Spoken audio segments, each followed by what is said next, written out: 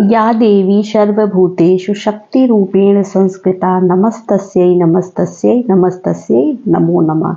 नमस्कार दोस्तों, कैसे हैं आप? ये बताने के लिए कमेंट्स बॉक्स में जय माता दी जरूर लिखिएगा। तो जैसा कि नवरात्रि प्रारंभ होने वाली है, नवरात्रि 30 मार्च से प्रारंभ हो रही है और इस बार माता रानी जो है वो हाथी पर सवार होकर आ रही है, इसलिए तो कुछ विशेष संयोग बन रहा है माता रानी के आने का। तो आज मैं आपको बताऊंगी कि जो है हमें नवरात्रि के लिए क्या क्या तैयारी करनी है और कौन कौन सी सामग्री हमें माता रानी की पूजा के लिए चाहिए। तो चलिए वीडियो को स्टार्ट करते हैं। तो देखिए, पहले तो हमें माता रानी की एक फोटो या प्रतिमा चाहिए। जैसे मान लीजिए अगर आपके पास इस तरह की फोटो है माता रानी की तो आप ये ले सकते हैं, या जैसे नौ दुर्गा जी की भी फोटो होती है, नौ माता रानी की साइड साइड में होती है, आप उस तरह की फोटो भी ले सकते हैं।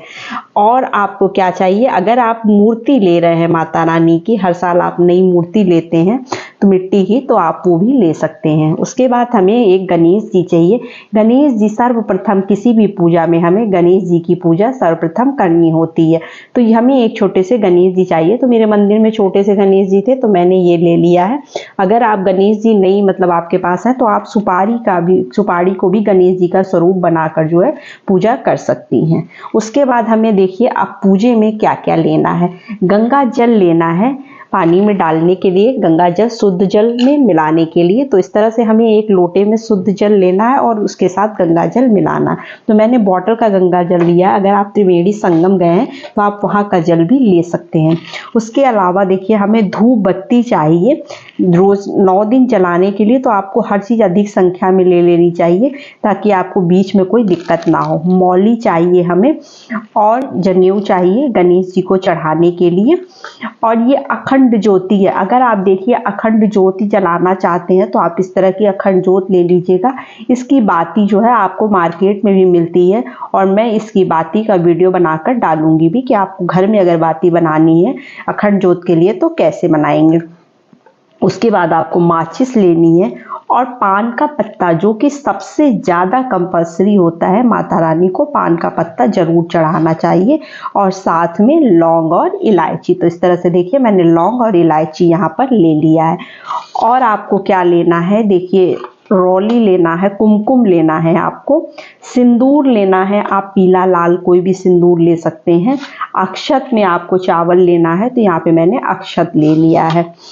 और आपको हल्दी की गांठ लेनी है। कलश स्थापना के लिए आपको खड़ी हल्दी की ज़रूरत पड़ेगी, तो आप खड़ी हल्दी भी ले सकते हैं। अगर नहीं है तो आप देखिए पाउडर वाली हल्दी भी ले सकते हैं उसमें मिलाने के लिए।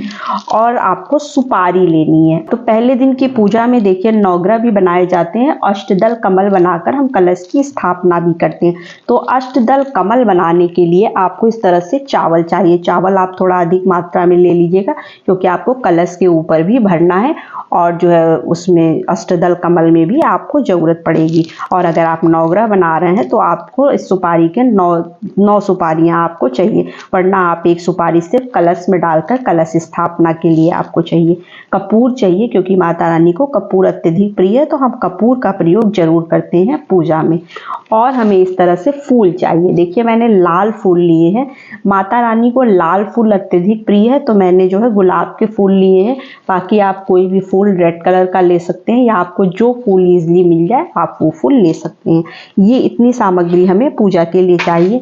घी का दीपक चाहिए हमें, देसी घी का दीपक हो या तिल के तेल का दीपक हो, जैसा भी आपका सामर्थ्य हो आप उस हिसाब से जलाइएगा। उसके अलावा आपको ये देखिए श्रृंगार का सामान चाहिए। श्रृंगार के सामान में माता रानी को पहनाने के लिए हमें लाल चुंदरी चाहिए, मेहंदी चाहिए, नेल पेंट और लिपस्टिक। आप मतलब 16 श्रृंगार का सामान भी रख सकते हैं, या अपने सामर्थ्य के अनुसार आप जो भी श्रृंगार का सामान चढ़ाना चाहते हैं उतना श्रृंगार का सामान ले लीजिएगा। लेकिन चूड़ी, बिंदी और चुंदरी, मेहंदी और सिंदूर, आलता, इतना महावर आप जरूर ले लीजिएगा क्योंकि इतना तो चढ़ाना ही चाहिए।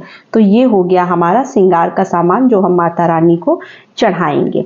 उसके बाद हमें भोग में देखिए पहले दिन क्या क्या लेना है। तो इस तरह से हमें नारियल लेना है जो हम कलश पर रखेंगे, और केले का भोग तो माता रानी को लगाया ही जाता है। और इस तरह से हमें पंचमेवा लेना है। अगर आप कटा हुआ चाहें तो कटा हुआ ले लीजिएगा, वरना आप जो है खड़े मेवे भी रख सकते हैं। तो आप इसको काट के इकट्ठा करके डिब्बे में रख लीजिएगा।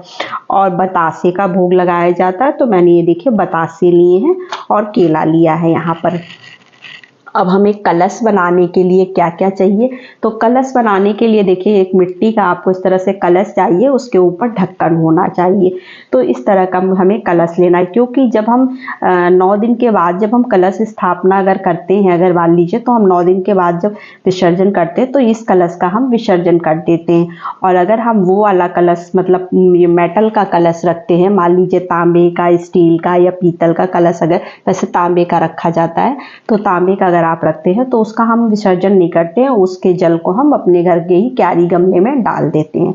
तो इस तरह से हमें जो है 9 दिन के लिए माता के लिए सामग्री लेनी है। और इस तरह से देखिए हमें मौली लेना है। पूजा करने के लिए आपको मौली चाहिए होगा, मौली आपको लेनी है, और इसी मौली से हम जो है वो बाती भी बना लेंगे। तो ये इतनी सामग्री हमें चाहिए होगी पूजा के लिए। तो अगर वीडियो अच्छी लगी हो, जानकारी अच्छी लगी हो, तो चैनल को लाइक सब्सक्राइब ज़रूर करिएगा। तो नमस्ते फ्रेंड्स, जय माता दी।